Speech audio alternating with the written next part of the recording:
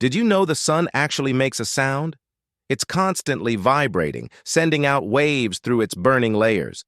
But space has no air, so the sound can't travel for us to hear it. If we could, it would roar like a deep, endless hum, louder than anything on Earth. NASA captured these vibrations using special instruments that turn them into sound waves. What they found was haunting and beautiful, like a deep cosmic song. Each note reveals what's happening inside the sun's fiery heart. Scientists use these sounds to study solar storms and the sun's powerful energy. So even though we live in silence under its light, the sun is always singing above us, a song of fire, energy, and the heartbeat of our solar system.